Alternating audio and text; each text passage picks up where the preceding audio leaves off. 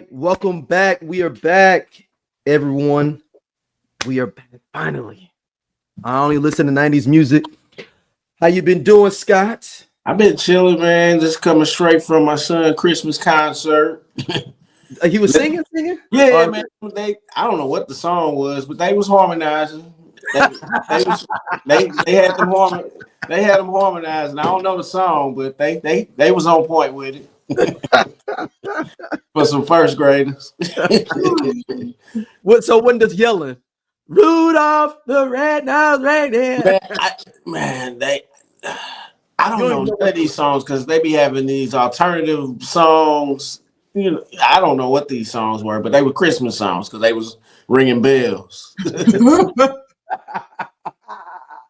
little sleigh bell thing. I was like, at least sing Feliz Navidad or something. Stacy, how you been, sweetheart? I'm alive and well. Just got back in from St. Louis. I was there over the weekend. Flew in for the Power 100 Awards because my sister won. So that was dope. So I won 22. Back years, y'all. Yeah, so, not back then. I was 22. Year before? Yeah, so I was 22. She was this year. But even still, so I was happy to be able to go and support her.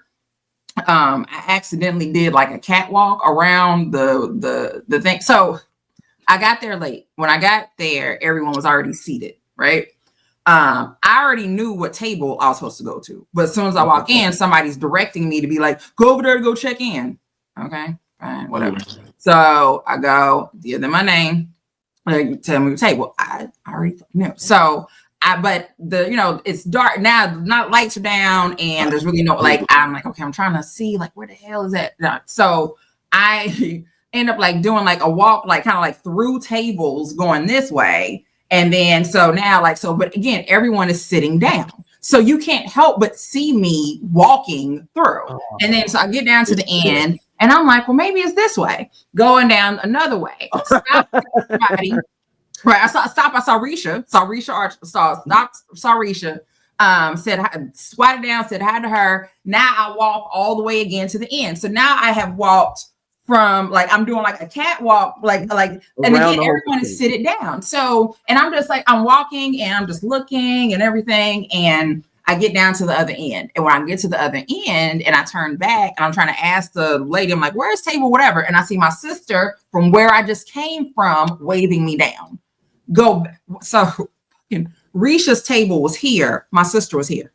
Oh wow! So you could. So it was her back. I didn't recognize the back of my sister's head.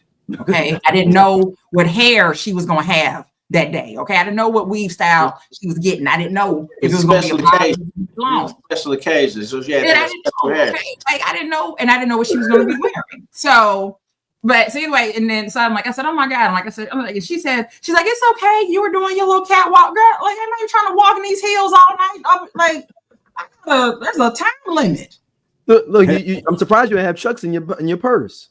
I had 3 pairs of Chucks in my bag, that I brought with me to St. Louis. Because gotta keep 3 pairs of Chucks on me at all times. I have my black ones, I have my low top black ones, I had my high top reds. And then I had my these ones that are kind of like, they almost like a suede on the side, light blue. They're like they remind me of my Jordan 13s. Did you wear Chucks when you won your award? No, I actually wore heels. I was going to wear Chucks at graduation, but I ended up wearing my J's. Okay. But like I literally had like planned on wearing, like I actually had my Chucks with me. Because I was gonna wear red Chucks at graduation, but I was like, you know what? I'm wearing these J's across the stage. It's next level. You got to, when you graduate, you got to have a J. It was so funny. Like all the youngins were there with dresses and these horrible ass shoes and shit, wedge shit and all that. And I'm there. I got on a t-shirt. I got a custom t-shirt that has my grandparents and my dad's name on it. I got jeans on. I got my custom stole custom hat and flints. She graduated college with the alternative school graduation outfit.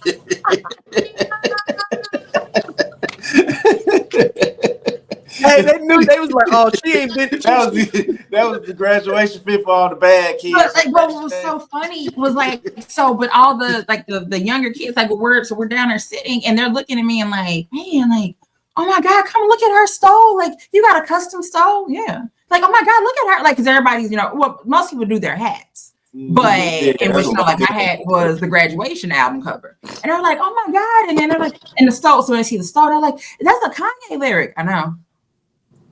I'm like, I'm sorry. I'm sorry, kiddos. I bought my own shit. Like, my parents didn't pay for it. I didn't have to. I can wear. Anybody ask you like, hey, why weren't you here with us? Why weren't you here with us in our class? No, it was like the alternative is Scott. Like, why weren't you in our classes with us? Well, here's the thing though. So by the time I graduated, that last year, everybody was online. Right, because of COVID. COVID. You graduated COVID year, didn't you? Yeah, so I did. Like, so when I came out in 21, because at first we didn't even think that they didn't know if they were going to actually let us have the graduation because 2020 didn't get it. And then it was like, okay, students only. And then they were like, okay, you can do 4 guests. But by the time they came up with that, it was so close that, like, so my mom couldn't go, but other people like my sister and everything was there. But anyhow, long story short, I ended up doing a catwalk around Power 100. So for anyone that's watching and you saw me there, yes, I did want to try niggas to see me, but not in that way. That's not what I was. Yeah, you weren't trying to do. Like, we do that at concerts, not at like, you know what I'm saying? Like, I wasn't trying to. Like, I really was not trying to make sure everybody got to see. Like, it wasn't. Trust me, as tired as I was, and imagine my feet hurt. I was trying to walk. Stacy just trying to show off her outfit. Don't come in town trying to stunt. But I will say this though. One thing that I really in the highlight of the evening was I had taken off like the blazer part and I just had it like over my shoulder. My sister and I were like walking out to go to the restroom, and I glanced like at a table, and this dude, some guy, like he saw me and he was like, "Damn," and I was like, "Thank you." Took it back. Yeah. I'm like, Thank you. They still love me in St. Louis. But, if he would have drove off with a box Chevy, if I'd been waiting on valet, and the valet would have pulled up with a box Chevy, I would have stood outside to wait to see who was getting in. I would have stood outside. A box Chevy or F-150. See, and the thing, well, you know what? Here in Dallas, the F-150s are so. It's a dime a dozen. That's all. Yeah, that's U-15. That's your first car. Like, that's not. They're everywhere. Period. Like, it's extremely common. Like, but a box Chevy's not common down there, right? They are, but not where I live. Okay. Like, I live in the suburbs. I don't see them even in the, like, when I see the Texas videos, I see box Chevys more like in Georgia, Florida, Mississippi, Tennessee, Alabama. Well, you know what though? Let me take that back. So I know it's that Chevy that Cadillac that was in this garage, and like, because it's still here. And every once in a while, I'll drive past and take a picture of it. I'm like, this pretty much this. And that dude, and he got Mississippi tags, and dark skinned dude and got all golds. So like, he got a. Like, when you pull up on it, you be like, God, like, you immediately stop. Like, I stopped the car as I'm coming up to that skirt. Get a picture of this. Cars behind me. Shut up. Do you see? They like, oh, I see what she was stopping. This dope like, bro. So, but actually, when I think about it, no, these niggas will take like an old Bonneville or some shit, and not like the old ones, like the ones that were like in the 90s, like the ones the 2000, the kind of bubblish one, and put spinners on it or them shits that stick out on there. Like, that's what they'll Vogue, whatever the hell they are. Like the large Vogues. That's them large when they be doing in Texas with the big old crown on it. So, but there's I don't know. I ain't seen. I'm still waiting on. He's out there. There's a box Chevy man. Appreciate me. They'll appreciate me. Well, there is a man that I don't think this has been talked about enough. We've talked about this show all the time. Family Matters. Jaleel White has a book that just came out, and he's been causing some clustering around here and there. But he goes on to a podcast, or he was doing a live interview, and he discusses how the reason he thinks Family Matters is not in the echelon or considered one of the best black sitcoms. So let's let him talk. Being a part of the TGIF brand sometimes makes you feel like you don't completely belong in the pantheon of blackness. You know, blackness has been treated as a very monolithic experience in entertainment. You know, if it's not a hood story, it's not a black story.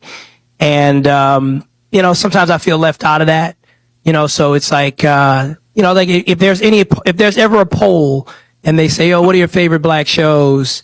And, you know, Martin is in there, or Living Single, or any of those kinds. I already know we coming in last. But if there's ever a poll and it's just like your favorite family shows and suddenly Martin's not in there or whatever, all of a sudden we rank really high. And so it's kind of interesting in how we look at ourselves, to be quite honest, even as black folks. And somehow I became a symbol for black male nerd culture, to be quite honest. I mean, I know this for a fact. Any brother that grew up in the 80s and 90s, well, 90s and 2000s, wearing glasses, he was told at school he looked like me. He was called Urkel. And he didn't look anything like me, guaranteed. But still, his peers would find a way to call him Urkel, and even girls to that extent. So it's really humbling to see how far nerd culture has come. And really, it's not nerd culture. It's smart culture. It's hobbyist culture. It's skateboarders. And I could never have known in a million years that I would be the face of that. I never could have known that.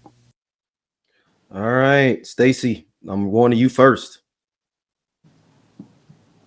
They'll go to you first. You don't want to come to me first. Okay, Scott, I'm going to you first. I mean, I get what he's saying, but I mean, it was a black show, but it just never had black moments. Like, for real, like, what was the blackest moment when Eddie was getting roughed up by the cops?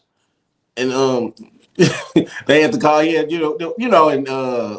what's the dad in that Carl had to go talk to him.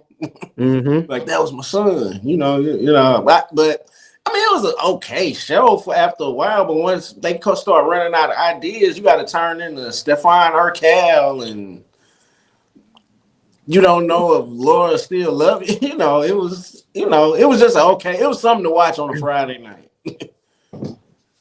It was in the TGI block. I mean, it was funnier. We all know in the beginning it was funny, and then it wasn't, right? But the fact that the idea that if it's not a hood story, it's not a black story is insane. Because so Cosby Show. I'm trying to think what hood comedy popped.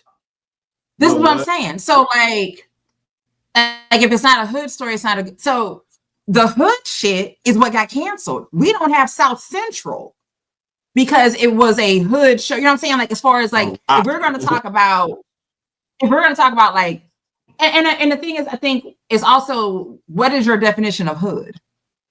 Right? Like, so are you talking about Tubi type shit, or are you just talking about blackness in itself, right? Or just a show about black people? Because if you, like I said, Cosby Show is considered a black show, but it's also considered a family show or a black family show. And that's, I mean, we got a doctor and a lawyer as parents. That's not common, but it was still something that happened. Martin was a radio show host, right? And Gina worked at a marketing firm, marketing executive. So Living Single, everybody had a fucking job. Mm-hmm. Khadijah had her own magazine. Like, now, sometimes, rent was due, but She had her own different world. Stacey, what was the hood part about that? I'm gonna just hire my cousin to be the receptionist. That was the hood part. My cousin from Minnesota. Because you already know that's that look. Now that's your mama calling. Now look, now your cousin is coming in. Yep, she's moving to New York. Now you gotta now I know you starting a magazine, but she can answer the phone or something. Khadijah, now look, and like, oh, mama. Let her put the trolls on the desk. So, like, all of these things, what you're not considered a black show. Again, like you were a part of the ABC family block of shows, and there weren't a lot of black things. It was really that hanging with Mr. Cooper. It's like we can play the game of that with the Cosby Show of like, well, they didn't show blackness, but they did in ways that we subconsciously didn't even notice, right? Like just the art or the music or just different things you got exposed to because of the Cosby Show that you may have never had known about, right? Without it. So, sir. And then he's got a chip on his shoulder.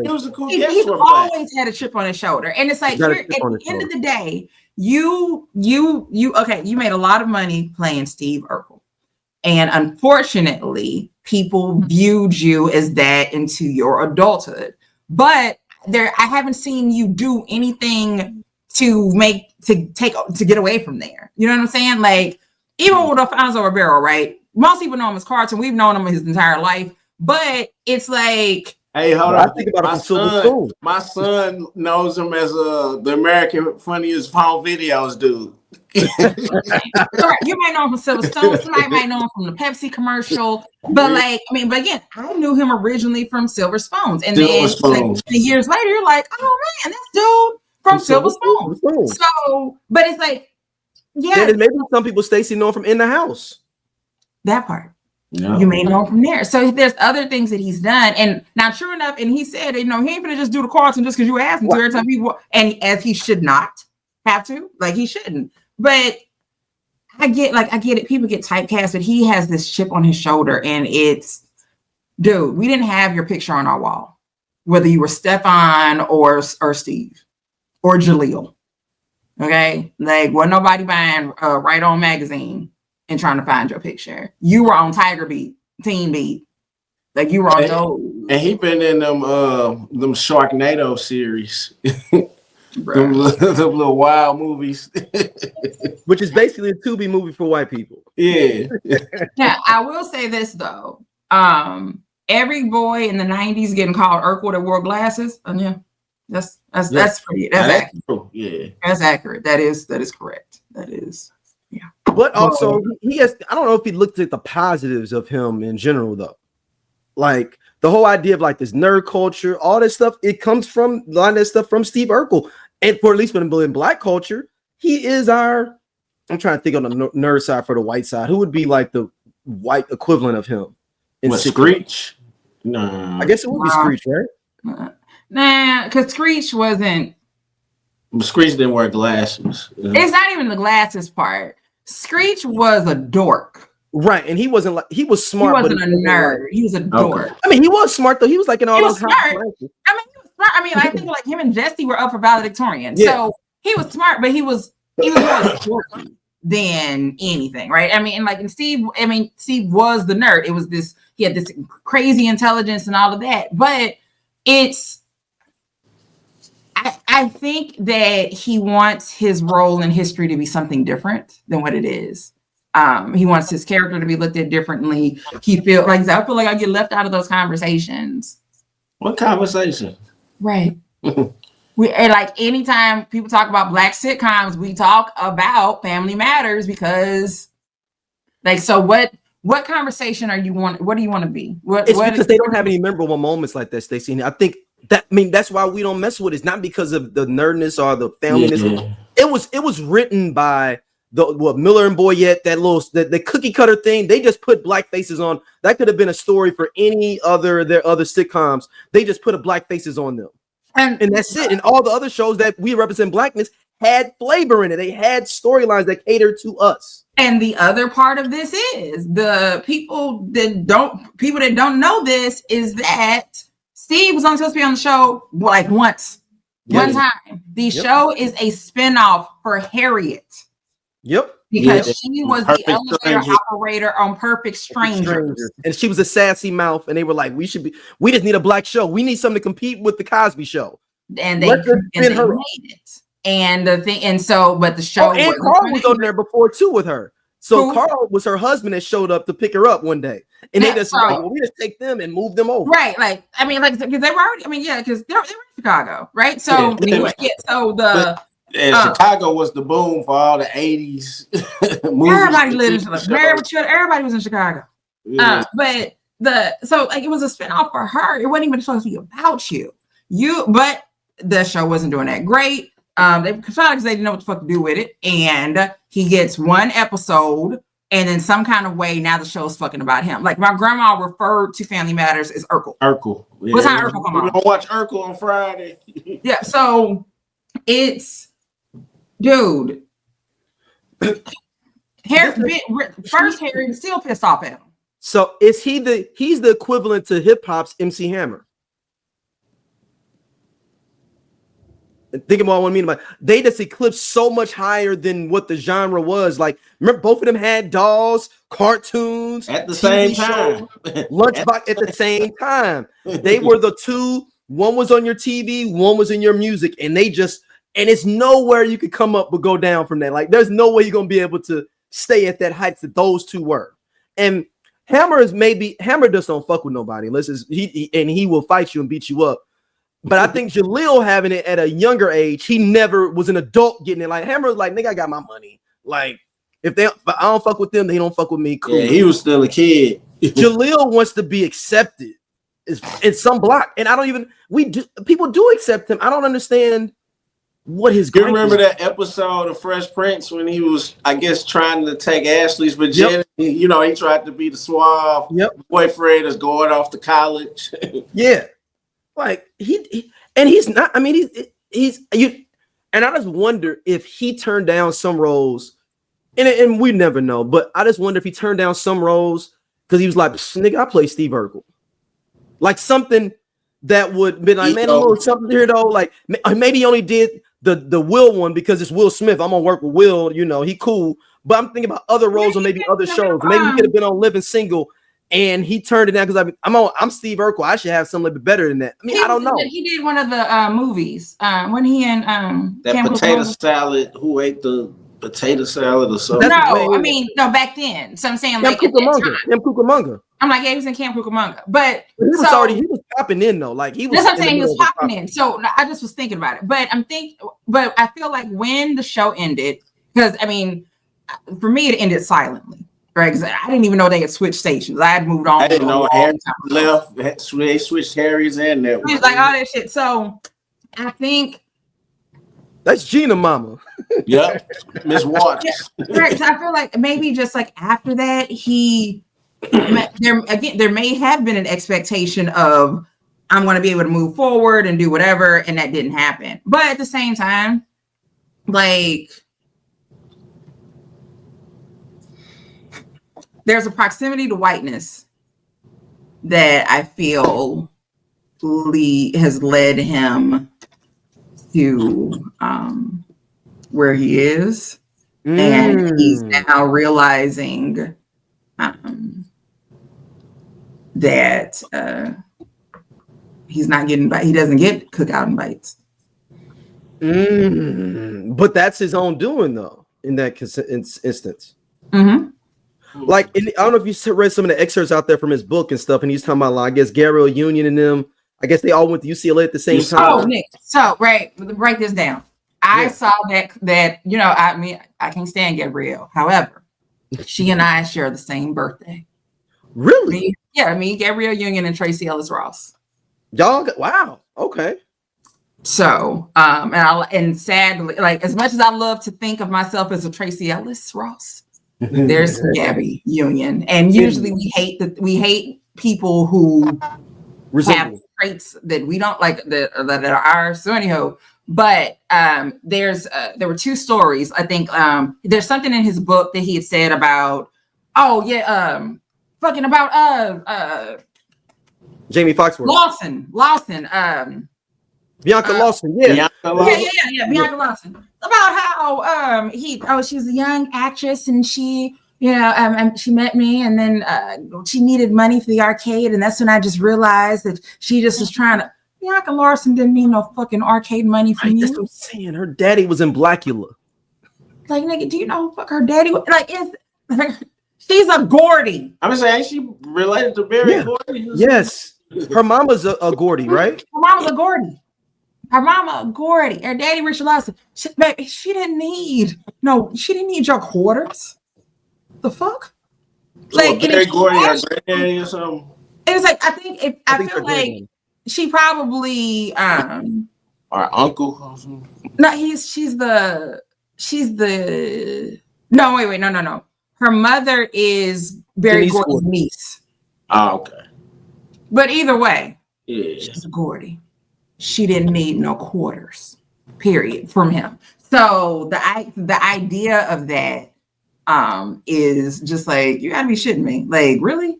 Like you felt like she was trying to get over on you for arcade money. For some quarters. Some some tokens. She don't need your quarters, like at all. She didn't need it then, she don't need it now. Like not one bit. But Gabrielle Union said she said they hated his ass. She was like that they let me find it. She was like we hated Jaleel. Like we're struggling students and he's coming to school in a Range Rover.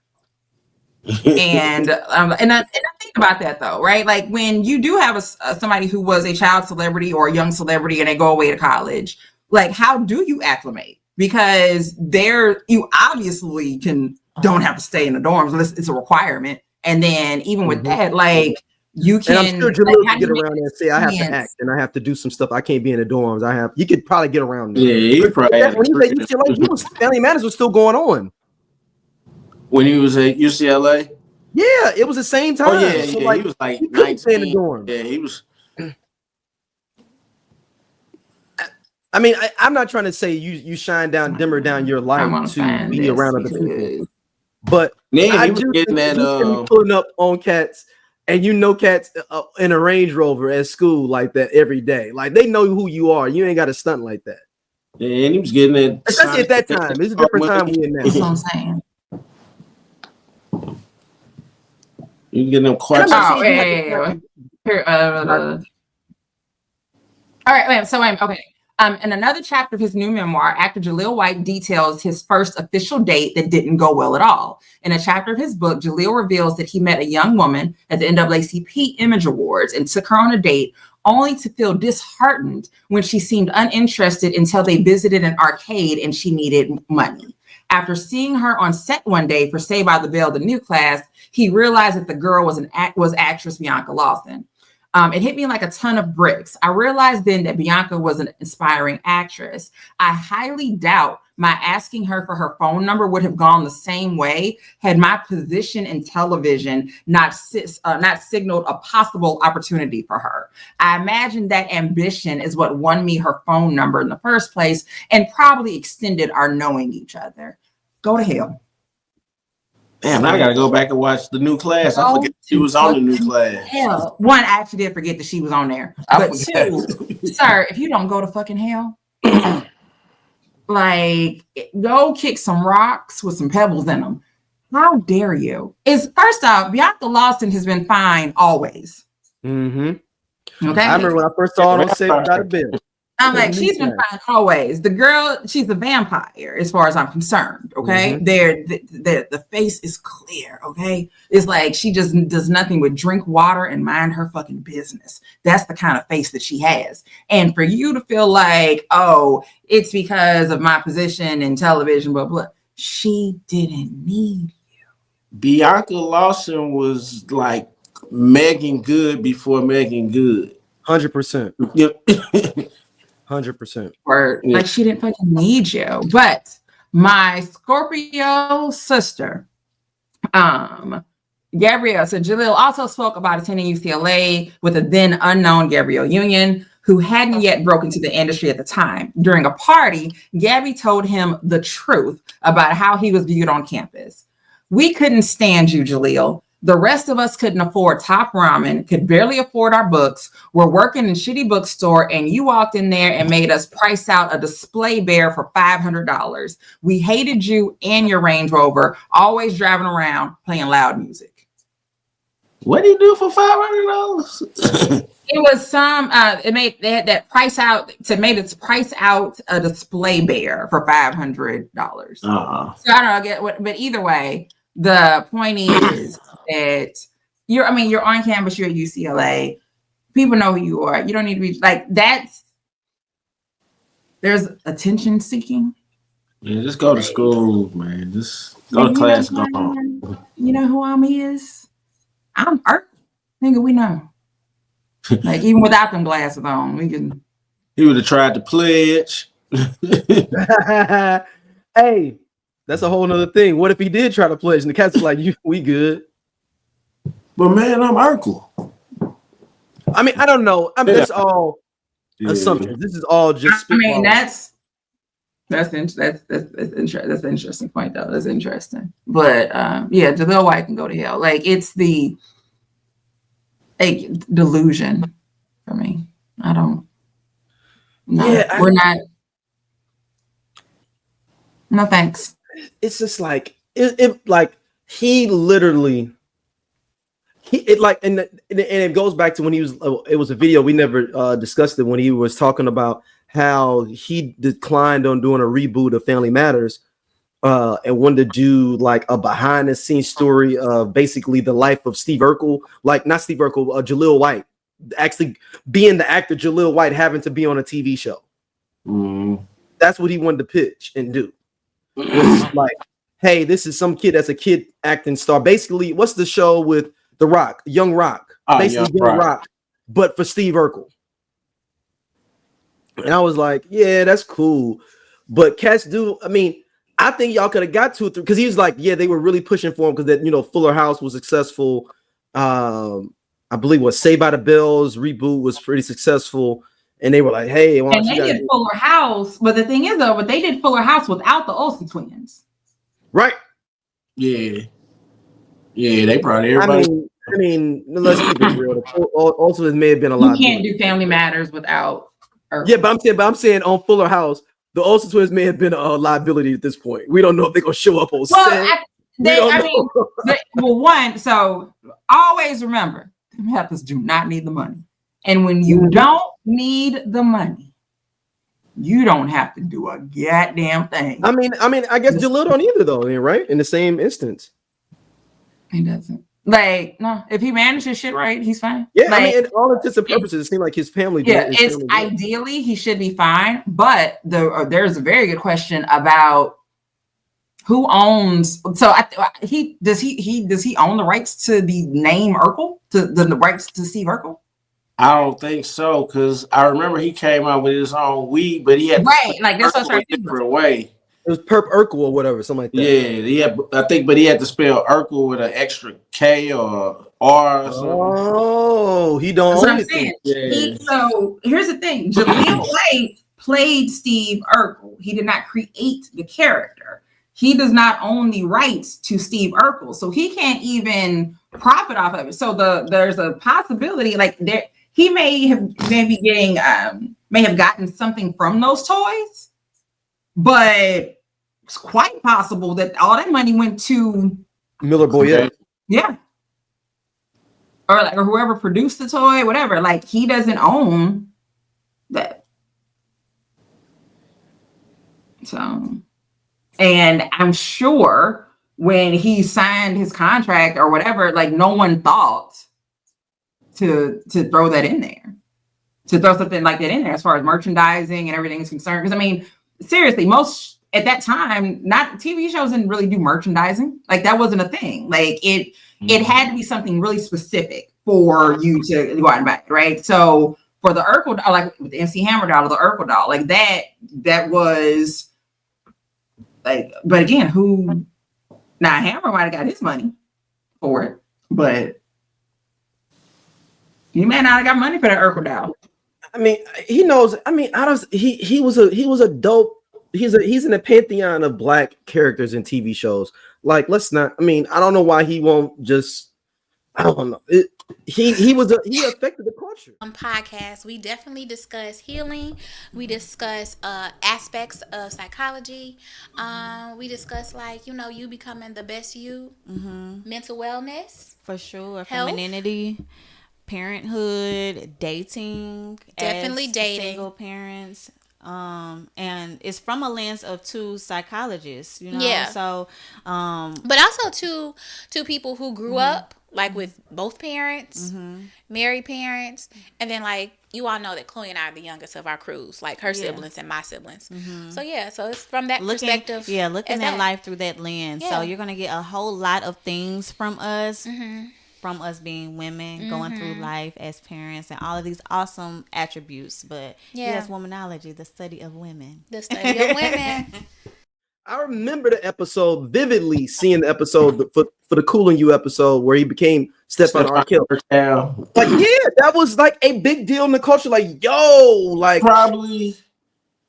that one. Like I said, of course, the one when the cops, was roughing up Eddie. And then maybe with the one where Urkel Stephon proposed to Laura at Disney World. I don't really remember that one. Yeah, that one was a big thing because that was a real. It was always people there for real, on that, just taking their kid to get on Magic Mountain. And they had that going on at the castle. Yeah, I don't remember that one. I remember a lot of the older ones, like when Lorenz Tate was the bully. Oh, and when they had the Urkel dance. Think about that. I forgot the fucking Urkel dance. And then he was on every show doing the Urkel dance. Yes. Yeah, he was showing the he was crossing over.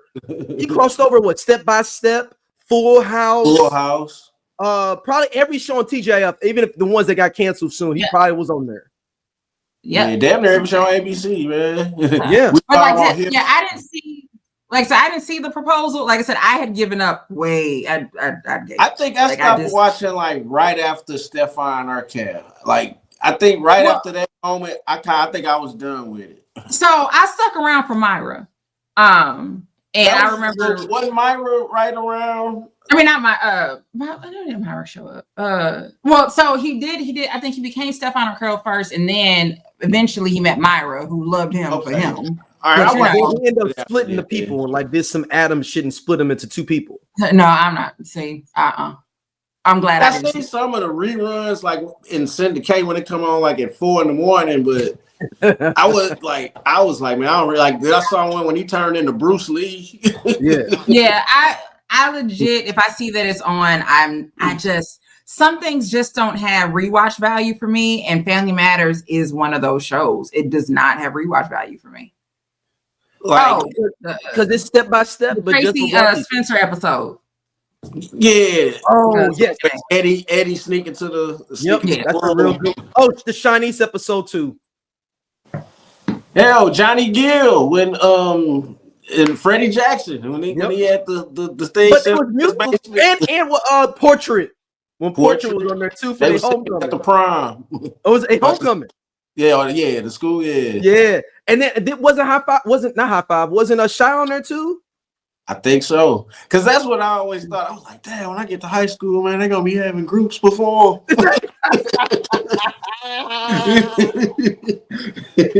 Not knowing you gonna have Ray's DJ from OK DJs. That group's gonna perform. All right, next up, I want we gonna go into the world of the Jackson family. It's something that I'm just gonna let this come out. We just gonna discuss it because I have a lot of questions. I know Stacy does as she smiles behind the screen. Giovanni was born in 1974 to Joe Jackson's girlfriend Cheryl Terrell during Joe's 25-year affair. This made her the illegitimate child of the family patriarch. Growing up, Giovanni was aware that she was part of the Jackson family. She saw her half-siblings on TV and listened to their music, but was hidden away by her father Joe to keep her away from the prying press. Giovanni didn't learn until age 11 that Joe Jackson was married to Katherine Jackson. Despite knowing about her famous half-siblings, Giovanni was not acknowledged by them early on. The sibling who introduced her to the others was Rebe Jackson. Giovanni met Janet Jackson for the first time at age 15, but their conversation turned sour when Giovanni referred to Joe as Daddy. Janet got upset because Joe did not allow his children to call him that. Giovanni Jackson was later inspired to write her memoir, Bastard Child, the name Katherine Jackson allegedly used to call her. All right. So now we know who was on the other end of the call on the phone. Oh, just go pick on the Jacksons. You a liar, you a cheater, I don't want you, I don't want you. That is Ring 100% what is immediately what I thought.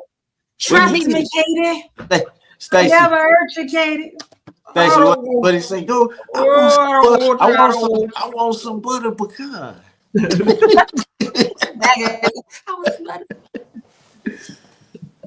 got ice cream in the refrigerator, and I don't want you. I mean, Joe kept this a 24-year relationship. 24 years. That's not an affair. You just had another girlfriend. That's the one that you say that side chick knew her place. They don't make them like that no more. They don't make them like that no more. To Catherine. They don't make them like that no more. This is back when you didn't find out about the other family on side of town until the funeral.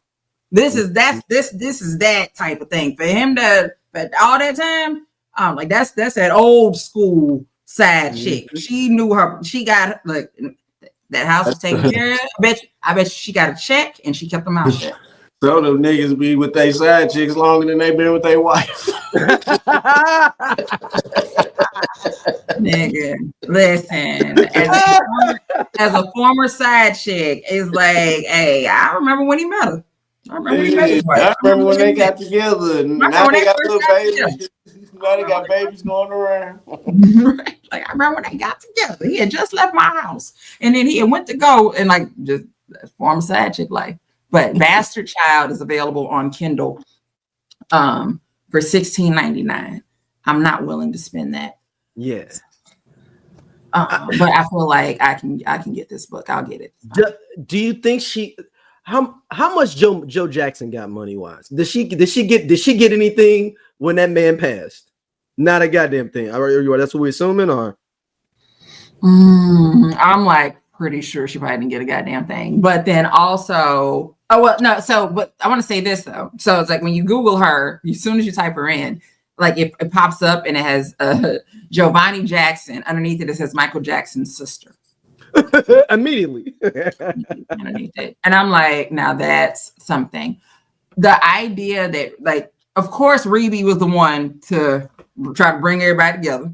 Like I feel like I'm like, of course. She's a religious one.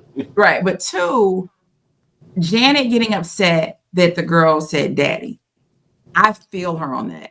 Just because we all know the youngest. You gotta remember she's the youngest too. She's the youngest. And then two, we all know they Joseph and Catherine. Like Joseph and Mother. He never said no daddy. It was Joseph and Mother. Joseph and Mother.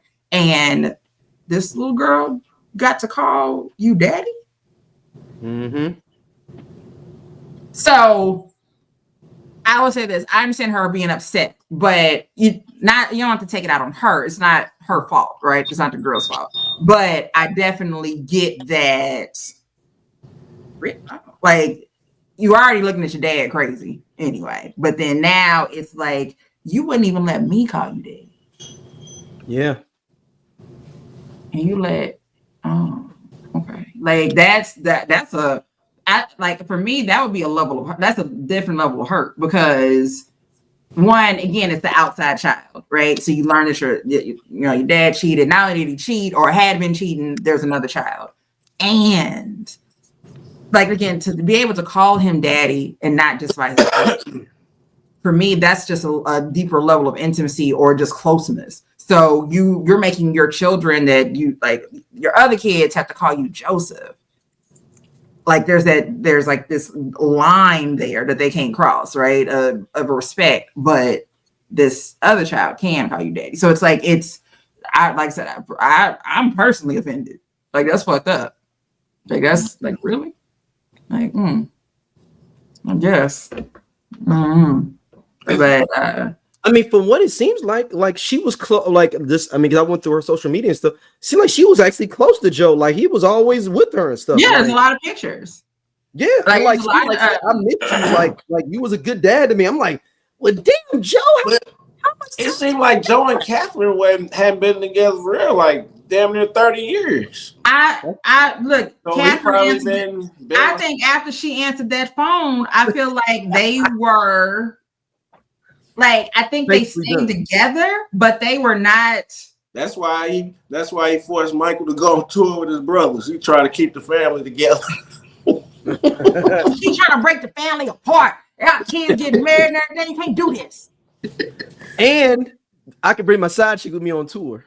Let's go on tour.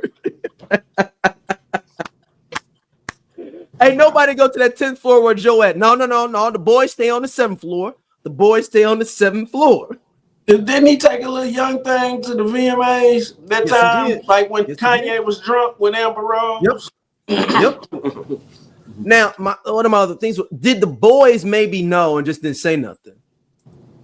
Because I'm sure she was on tour for the Victory Tour. She was on tour for the Can You Feel It tour. Them Jackson boys soft. What you mean? They ain't gonna confront Joe. Right, but I'm saying Joe might have been having her on tours. What I'm saying, like they ain't gonna say nothing to Joe. but why didn't none of them say nothing to Catherine though? Is what I'm saying. Like, man, we're assuming here, y'all. We I don't think they want to confront. I don't think they want to confront either one of their parents. If you look on Joe Jackson's Wikipedia page, okay. So, Catherine was his second wife. What? Hold on. He was married to Josephine Atkinson, 1947. They got divorced. Married Catherine, 1949. Then underneath, so it has spouses. Catherine married, 1949. Does not have an end date for that marriage. Doesn't have anything else. Underneath it, partner Cheryl Terrell, 1973 to 1998. You put the mistress in the bio. Look, did she die? If she was listed as a special friend in that fucking obituary, holy shit! It's a copy on the internet. No, it's a copy on the internet. Oh, hey, no. So that's the mama of Ivana. Ivana is Sherelle. I just googled it. She's dead. No, that he just stopped kicking with her in 98. Like they 98. stopped fucking around in 98. Or maybe she passed. I don't know. That's what I'm saying. That was what I think. Oh no, she did die. That's what I'm saying. She had to die. She died. Yes, she did die. Oh yeah, he took care. That was just like on that movie. What was that? Fences. But she was already grown though. Well, she died in 2014. Who he? So did? they did just break up. Yeah. No, he died in 2008. Joseph died in 2018. So they broke up. I guess they broke up in 98. But I'm saying, but Sherelle died in 2014. That's what I'm saying. They broke up in 98. Yeah. So he was with her from 73 to. So no wonder she looks at him like that's my daddy, because he was over there all the time. Yeah. So like I said, I'm not denying that this girl had a relationship with him. And again, there's pictures to prove that. Like so there's that part. What's that shit Sexy Red say? Tell them hoes we go together. I'm just saying that's a 73 to 98. That's that old school. She knew her place. She was she had a child with this man. She knew he was fucking married to Catherine. And I bet she got her check every month and she kept it quiet. But I guess she just never, and she always saw her dad. So it wasn't like, oh, well, your daddy, Joe Jackson. No, he was right. Yeah. Like, this ain't like her coming out of nowhere and being like, well, my mom always told me. No, my dad came to visit me. He was over on Wednesdays and Fridays. Like, so, like, if the other kids don't embrace her, like, it's messed up, but that happens. I mean, unfortunately, it happens. What do you think Joe's reaction was when Billie Jean came out? Just listen to what he was listening to, like the kid is not my son.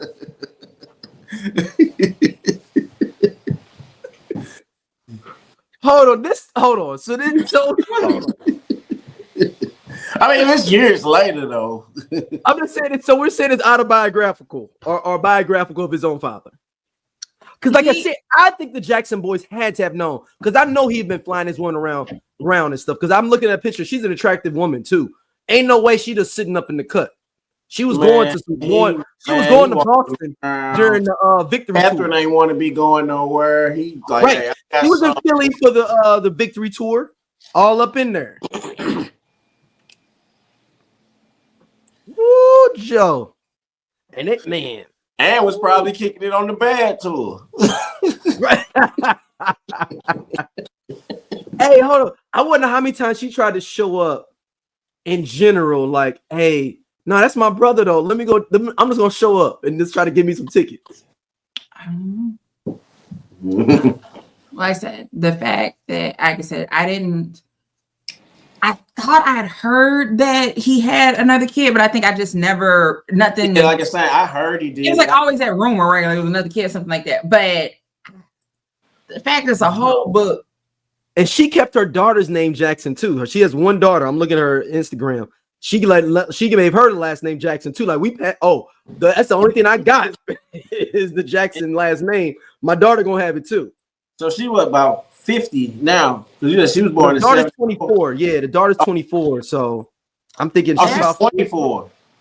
The daughter's 24. Oh shit. No. Her daughter is 24. So Ivana had a daughter, and she gave her the last name Jackson too. Oh, okay. So that would have been his granddaughter. That's his granddaughter. Yes. Okay. Bastard Child is an emotional memoir that will be the first time Giovanni Jackson out of the darkness and into the spotlight. Giovanni bears it all in this heart-wrenching tell-all memoir about living her life in the shadows of her world-famous family. In this never-before-told story, Giovanni Jackson explains her side of the story for once and on her own terms. So she's born in 74. So she's about 50. So it says that Joe was with her from 74. So that means he was with her before. From 73 to 98. Okay. I'm saying Joe been messing with her since 71.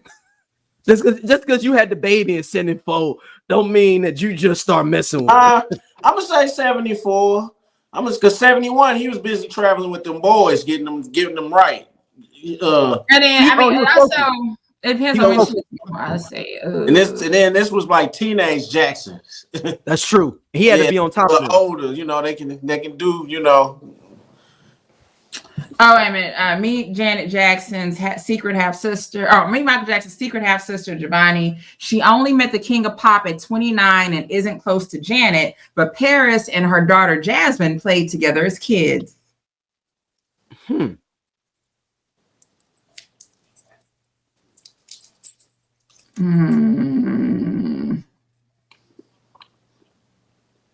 Giovanni, here are some facts. Giovanni is the daughter of the late Joe Jackson and his girlfriend of 25 years, Cheryl Terrell. Now age 47. So when was this written?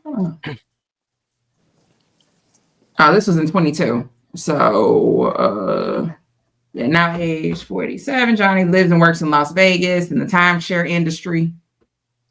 She be them people in Vegas try to get you to sit through them things. Try to buy you a timeshare. Yeah, it's right. It's a picture I'm looking at of him. Like she's literally like a toddler and he's holding her, and it's a black and white photo. Yeah. So,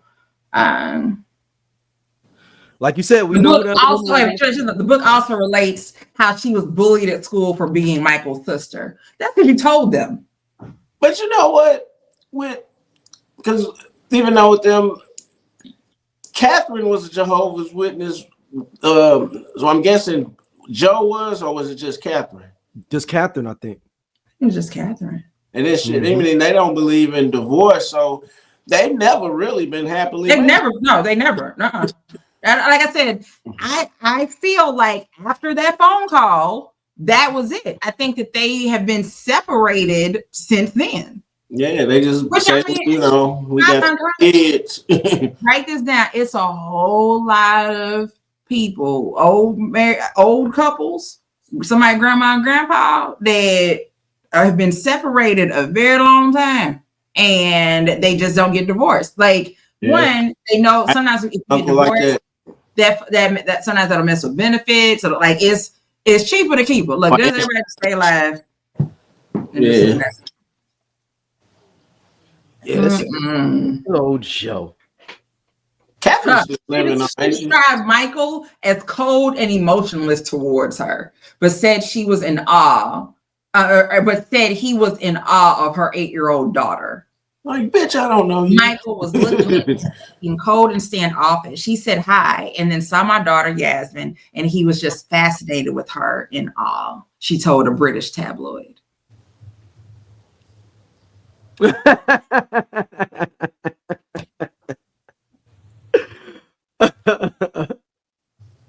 As Stacey puts up the middle finger for our audio listeners. Yeah. Girl, fuck you. Go to hell. Okay. Like now, like I wasn't going to buy your book. Like I wasn't gonna spend the $16.99, but now I'm not even gonna do the free PDF download that I was gonna pay. I'm not even gonna bootleg. Right. You're not worth the space on my drive. Like you ain't you ain't messing up my OneDrive. So she ain't getting invited to she ain't getting invited to none of the parties and stuff like the Jackson family party. I think he eventually introduced her to the family and they didn't embrace her. But again, like you had an outside baby from my mom, and you know how they all feel about their mother. Mm-hmm. So there's that part of it. Like you can't force. It's up to them if they wanted that relationship or not, right? True enough, you cannot be upset at the girl because she's a product of this, but it's not. None of this is her fault. But you also can't force them to be friends or kick it. Like if her and Rebe are able to talk, look, you need one, and she's the oldest. Mm-hmm. If everybody can talk to Rebe, look, you just need access to one person, and Rebe can relay everything that's going on for right. And it's like, but I get it though. Sometimes when people that have half siblings or may have been that child that was on the outside and have weren't embraced by that family, I get it, right? I understand. Like that is a real level of hurt because you've done all you did was be born. Mm-hmm. And you have a whole family that doesn't want anything to do with you because of how you came to be. So that is horrible. Like I feel for her in that sense, right? I absolutely do. But I don't like what you said in the British tabloid. Like I get that you were ignored for years. No one knew who you were. Like you didn't get to be around your siblings or anything. But there's also, I feel like, a level of attention seeking with it. Yeah. I mean, they claim that Joe bought them a crib 5 miles away and he saw them every day. Her mother, the great Cheryl Terrell, knew her place. She was 20 years younger than him too, they say. The great Cheryl Terrell. The great Cheryl. Knew her place. Like, that's how, like, this is what you do. Like, if you're going to play that part, you play your part. If you're going to be the mistress, 25 years of being if you're going to be the side chick, you're going to be the girlfriend. But she had a house though, right? 5 miles away. Down in the side chick house. 5 miles away. I know that she didn't pay the mortgage. Nope. I know that she didn't pay no bills up in there. And then she had a child with him. And I know that she didn't have to worry about that either. She knew her place and stayed in it. Period. Like, and again, I'm not encouraging whatever. I'm just stating that there was a time when that's how it went. Yeah. Like, again, we've heard plenty of stories about the other family showing up at the funeral. Hey, I bet you she ain't never had to want for nothing. Cause she be like, didn't your son just make that album? That's just so. I'm saying like that shit. So it's like I said, at the end of the day, I absolutely understand her hurt and her pain and the rejection because you didn't ask for this at all. You did not ask to be in this family or any of this. So there's absolutely empathy and sympathy for me for her. For she that. lived with Joe until he died in Las Vegas. Like I said, they had a relationship, and like I said, and it is like I said, luckily she was able to have a relationship with him. There are other situations where you don't even get the relationship with the father. Yeah, you just know that he exists, but you don't even get acknowledged or anything. But no, she actually got to spend time with him, and then also he probably was a completely different type of father to her than he was to the other kids. So that's another thing. So like I said, her hurt is warranted.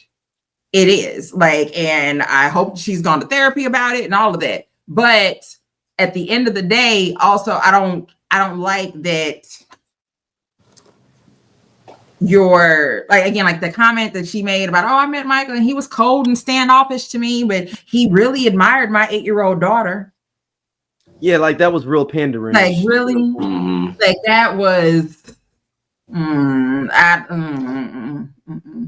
And but the family don't embrace you. How many other things have you said like that? You know, so like again, we don't know everything. We don't know what conversations have been had or what was said and what wasn't said. But it was something I just saw and now I can't find it. Like it was something I guess I glanced past it, but it was someone was like that she seems like she's entitled. There's a that her mother instilled a level of entitlement with her to the Jackson name and all this stuff. But I can't find where I saw that at now. Where like something I was looking at now, I don't see it. The Joe Jackson, y'all. I mean, let's shout out to the big great Joe Jackson. All right, we Diddy Watch, but we're gonna flip it a little bit here on Diddy Watch here. We're gonna be discussing the shooting that happened there. There's so much other things we could talk about, but we wanted to focus on that because she just did an interview, the woman that was shot, and she's done a whole bunch of them, but this one, and her story has not changed. Not changed. And here we go with Natasha Rubin is the one young lady. Shot Julius Jones in the shoulder, and Puffy shot me. I was watching them. I watched them. They were so masterful in their attempt to be deceitful. The coat that you see him walking out with, that is not the coat. That's not what he had on. Oh, he had somebody on grabbed all something. White. How come they don't have actual mugshots? You'll see Shyne's picture is an actual mugshot, but J-Lo is in front of a bulletin board, and Puffy's in front of a concrete wall. How, Sway? You think they wore a T-shirt to the club? Yes. Oh my God. There was a concerted effort to conceal the facts from the jump. Immediately. You think J-Lo walked her behind out at Christmas in an old raggedy T-shirt? Hell no. What their problem is that they've never liked me because I was not the quintessential victim. Do you think that they were hoping that you would be a witness that they could manipulate? Were you ever absolutely. reached out to be manipulated? Listen, was I ever reached out to?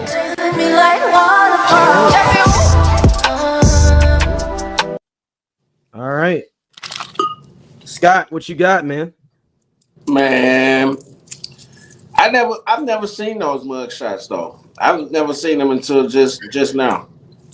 But I seen the Diddy one. I never seen J-Lo. Yeah, I've seen the Diddy one, but I didn't know J-Lo. I didn't know they snatched her up. Yeah, I didn't know they liked her, that they brought her in. I didn't know she got charged.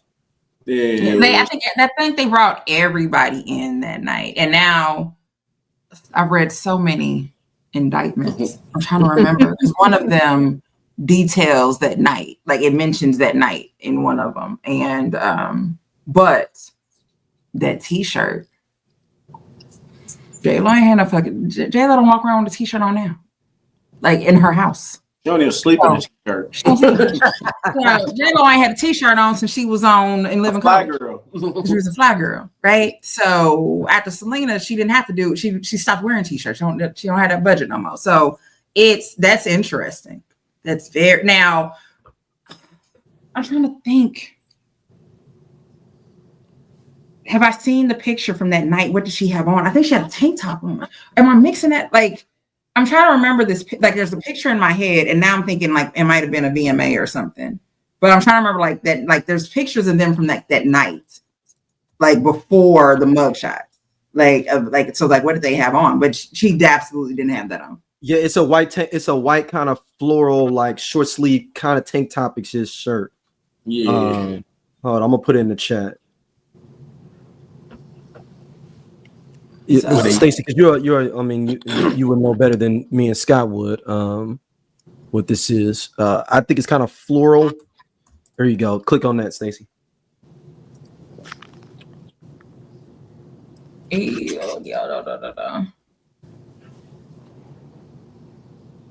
Yeah, so that is all right. So she has a dress on. She has on a strapless dress, and Diddy has on a white sleeveless. It's not a tank top; it's just a sleeveless shirt. So, all I can think is they gave her a shirt because she didn't have a coat. Like if they grabbed her right then and there, right? Because wasn't it like in January? It was like wintertime, I think. It was wintertime, I think it was. Yes.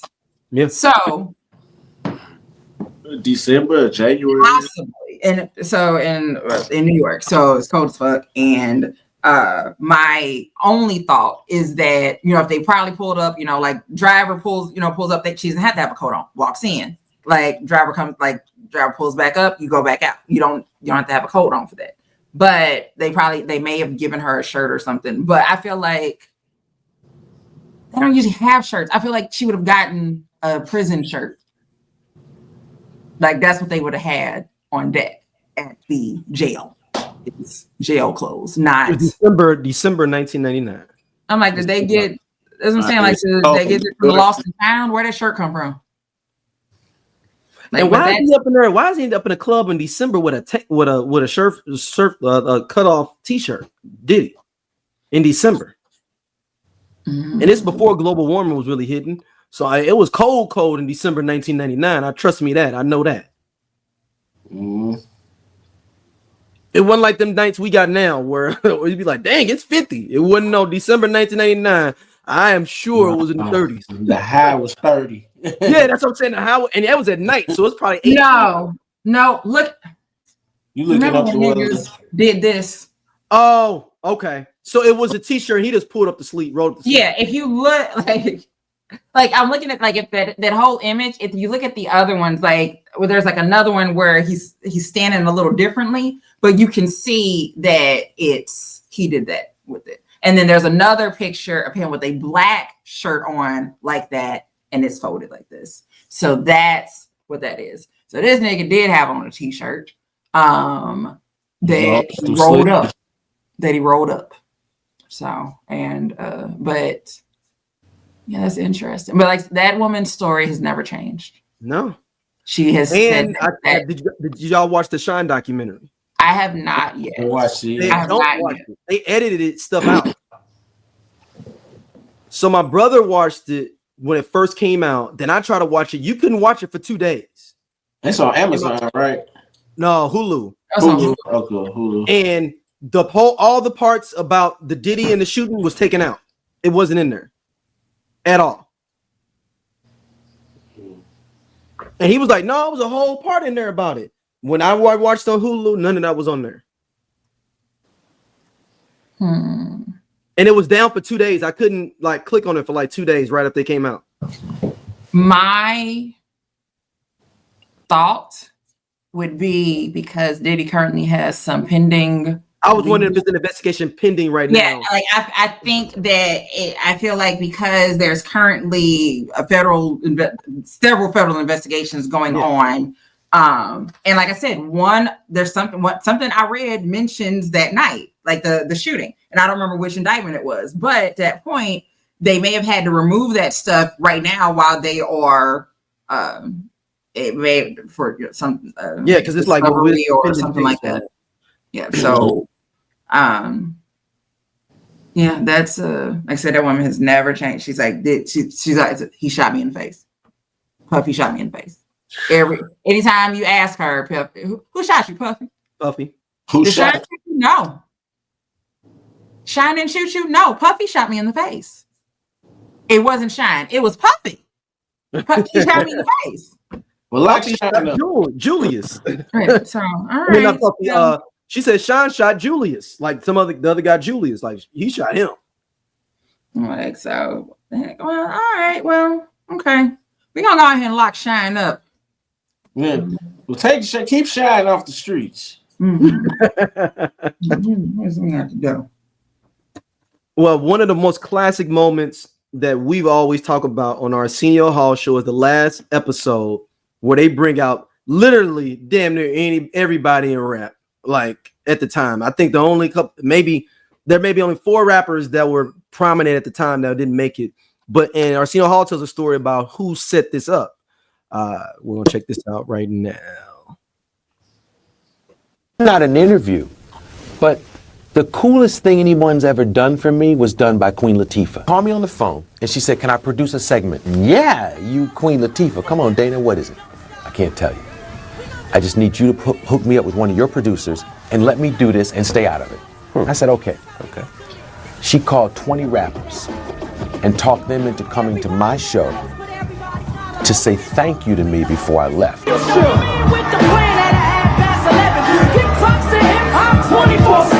Said it from the east, Joe said it from the east. 5 years on the set, now it's time to say free. I be hating sucker MCs, and you sucker niggas. Posing like you're hard when we know you're damn hard. What you figure? Ooh, what's it gonna do? When you see the full six come through. Wu-Tang Clan off the head front. Most niggas get blown out the throne for Jay Glitter. A mastermind of our rhymes, a mastermind of our time. With these gangster lines. Yes, KRS Arsenio, you are the better man. We can never ever check David Letterman. So we coming in a place right now. Yo, Mad Lion, show him how. Check it out. All right, Stacey, you can go first this time. I love Queen Latifah with all my heart. Like, you know, she's like a personal hero for me. And the fact that she was like, "Hey, let me do something for you real quick." Like, that's just dope as fuck. Mm-hmm. Like, and there's also, it's a I can't remember the word. My mind just went blank. There's a word that I want to use, but for her to be able to have that pull, right? To be able to make those phone calls. I mean, low key, she was managing probably about half of the motherfuckers through Flavor Unit. Right. But again, it's the fact that she calls and they were like, "Oh, you need me to do what?" Because that's that respect, right? That they have for her, and knowing it ain't gonna be no shit. Like, hey, they got producing this with blood. This is a great thing. She come and niggas came out. And so aside from it being an amazing going away, like a crazy memorable moment, but knowing that she's the one who called, like he didn't ask for it, right? Like we knew it happened. We didn't know how. I honestly figured like the producers did it. It was his idea or whatever. But that she was like, "Hey, let me it did feel like it was a shock the way he looked, even though like when he was like, "Yeah, we're finna shut it down," and then they just start rapping, and he was like, "What the fuck?" Like I think he did not know that. I always knew he didn't know. I just thought maybe the producers from the show just set this up, but like you said, Dana doing it, next level. He's like, yeah, I mean, that's again, like it's that kudos to her of having those relationships, being that the kind of person, again, who has those connections, can make those calls. And she only made a call 2 or 3 people and they started calling other folks. Yeah, they like, come on, Arsenio. Right. Like she may have only had to call 2 or 3 folks. And then she's like, she might be like, "Hey, start calling people and see what we can do and who all can get there and yada, yada, yada." So, that's fucking, I mean, she's amazing. And she created something that we will talk about forever. Mm-hmm. Yeah, because not a lot of shows do that. Like even I don't even think 106 in Park had like a farewell. I mean, not with no freestyle, but like a farewell type show. They just went off. Yeah, and then they tried to bring it back, but it just didn't work. Like with the what was the Yo MTV Raps? That last episode, had all the rappers on it. Yeah. Did the Basement have a last episode? Nah, it kind of just went off, and then they switched hosts. Yeah, as I say, I don't think BET never really had one, unless it was like back in the Joe Claire days. Before they just disappeared too. Joe Claire and Big Lex disappeared too. BET just always tried to revamp. Just revamp. And they were scared to have a lot of media companies are scared to have last episode with artists or people because they think they're gonna go on there wilding out for the last episode and like say something crazy or do something. Particularly, I know on radio and TV, like live TV, they normally don't like you to get a last one because they think you might go on there and be, like Arsenio Hall having Louis Farrakhan as a guest on your last season. Yeah, that's when they said, "Oh no." But he said he already knew that he was his last. Yeah, he knew. Like, so it's like I'm going. Like, if I'm going out, he was like, "Fuck it, I'm gonna bring Farrakhan." Like, if I'm going out, I'm going out. I got 3 episodes left anyway.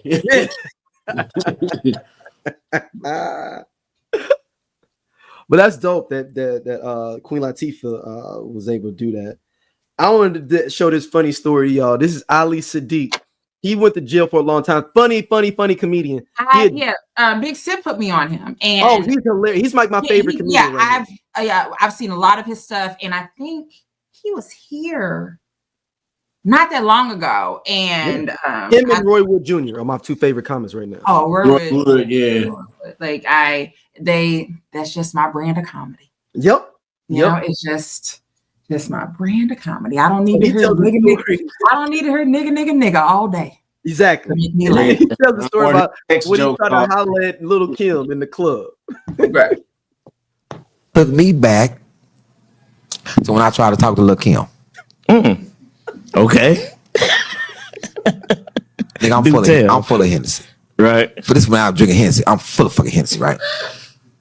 I read this how far this back because I'm still reading the Source magazine and shit. Okay. In the Source magazine, Lil Kim said, that's why I don't like entertainers lying in their fucking interviews. You go tell the truth, tell the fucking truth. So Lil Kim said in her interview that she like regular dudes in an interview in the Source. I read the shit. She says she like regular dudes. At the time, I'm a regular dude. Right. So who know I'm gonna run into Lil Kim years later? I still remember this shit. So I'm working at the time. I'm running a record pool. So all the niggas from the labels fuck with me because I'm running this record pool, and we down in Miami at this convention. We had Amnesia. Will Smith had a club called Amnesia in Miami. We had Amnesia. I had just went to dinner with Sean Press and everybody from Bad Boy besides Puffy. Puffy wasn't there, so no Diddy, nigga. He wasn't there. We is at Gloria Stefan's restaurant, right? We at Gloria Stefan's restaurant. Okay. And I know I'm fucked up. I've been drunk all day. Quincy Jones pulls up in front of Gloria Stefan's restaurant. He's in the car with 2 of the baddest motherfucking white women I ever seen. They American. They not American white women. These from overseas. Okay. And this is how drunk I am. I walk out, nigga. This is on my daughter's grave. And then I walk out, nigga. I see Quincy Jones with them white ladies. I said, Quincy, you the realest nigga I know, Quincy. Quincy said, and nigga, you know that.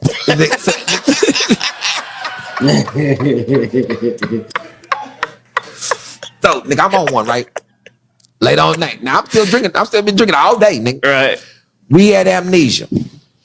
I'm in that motherfucker fucked up. Nigga, I got on the Hennessy IV. Nigga, I'm just there's a bottle turned up, nigga. Next thing I'm fucking. Nigga, we all in this section. Shyne. I just finished kicking with Shyne. Shyne about to go to jail in like 2 weeks. We just finished kicking with him. He's like, nigga, I got 2 weeks till I gotta turn myself in. He performing at Amnesia. I'm in this section, whoop the whoop. Sean Prez is next to me. On this side is my man GT here, DJ. And who comes in? Nigga, she come in by like 10, 15 big ass niggas too. Lil Kim. Right. And I tap that nigga. I say, G, I'm about to go holler at Lil Kim. That nigga said, for what? I said, cause she like regular niggas. And that's me. Nigga, I get jump down thing. I go in Kim's section. It's all these big niggas. And I'm, excuse me, playing. Let me slide by you, partner. Hey, excuse me, man. Can I get by? Hey, bro, let me get right there. I'm like 2 niggas away from Kim. This big nigga put his hand in my chest. He say, little nigga, where is you going? I said, I'm finna holler at Kim. She like regular niggas. Big nigga started laughing. He said, man, go on, take your little ass over there. Go on, see what you gonna do, dog. Go on over there. Nigga, I get right to Kim. Right. Nigga, GT is behind me. Nigga, on everything. I get right to Kim. I say, Biggie dead. What we doing? God, dog.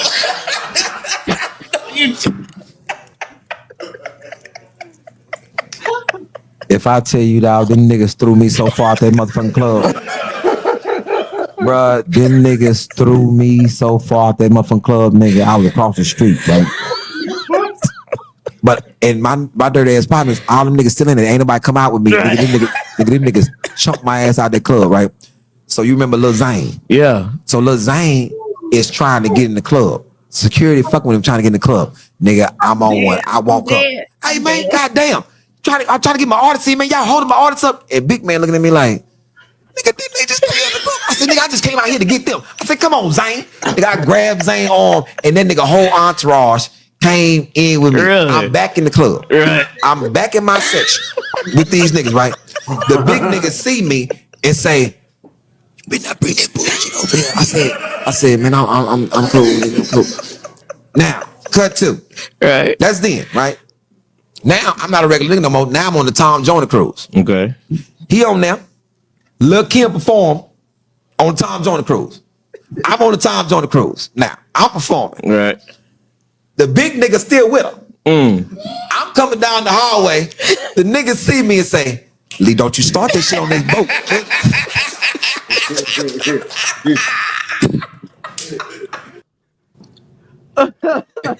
That's hilarious. Inconsolable. Who said Biggie did? So what you gonna do? I'm ready as well. I stood out the chair and I had to lay on the floor for a minute. Like I was on the floor trying so hard not to scream. And that's why sometimes I put myself on mute with things. Like I let myself on mute just in case I start laughing. And please know the only reason I was not screaming is because I had not put myself on mute.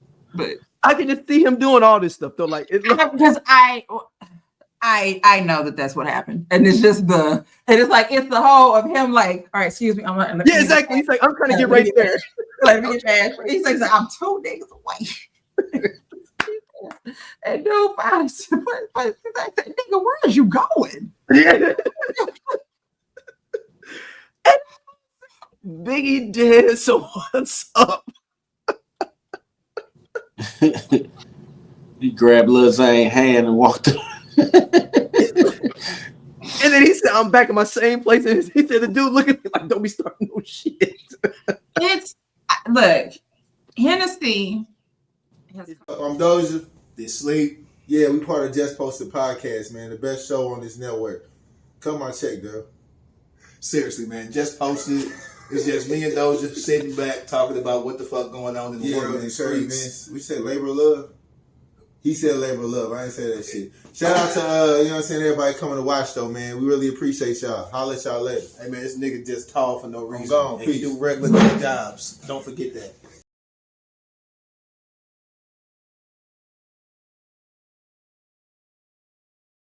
Problems in the Black community than crack. It is it's a problem. Hennessy, just say no. Just say no to the Hennessy. Oh shit. Oh man. Since we talking about Biggie, Too Short sells a story about the song "The World Is Filled." This is a good segue. I love that song. He tells a story about how he basically didn't know what to do. We did when the Remy's in my system, ain't no telling. He made that in his head. He said, watch this one take. And then said, when the Remy's in my system, no, take me back. And then spit it the next time, just straight through. It was a one taker. Crazy. He was forward thinking the whole 16 bars before he went in there. That was a session. Put me in a position on that session, bro. What the fuck am I finna do? It brings out the best in you, but there's a moment there where you sitting there going, and on that song, Carl Thomas did the hook. It was already on there. Puff Daddy did the first verse. It was already on there. Me and Big come in to finish the song. This does the right in the brain thing, and I'm sitting there with a blank piece of paper, just sitting there laughing with all the in the room and kicking it, and he go in there and spit the shit in one take. Everybody go, ooh, the whole room. Now I'm sitting there with a blank piece of paper, whole song done. Everybody like, let me know when you're ready. I had a homie with me. I was like, Pete, you hear what this nigga just did? Like, nigga, I got nothing. He said, listen to the song. He said, the hook say the world is filled with people. He said, not a nigga on this song say anything about a people yet. I was like, bam, we got it. Damn. Cold game. We got it. All right. That was hard. Well, that's my favorite song off the album. Yeah. Talk about those I know. I could see that with Biggie doing that shit because he would. They said there's so many ghost written songs that he would just like write on paper bags and shit and give them people, and just give me $5,000. Give me $5,000. Like, so there's like he don't even have credits on it because he was just part of it. They said he was trying to keep the money away from Puffy, like not knowing what he's doing, so he would get cash for those like verses. He said I've read this about 30 or 40 verses on some rappers stuff that is Biggie verse that he ghost written, and he's not getting credit because he just wanted straight cash. He'd be like, dude, just give me cash. I don't want nothing on the books where nothing going through Bad Boy or nothing. Well, yeah, like just give me cash.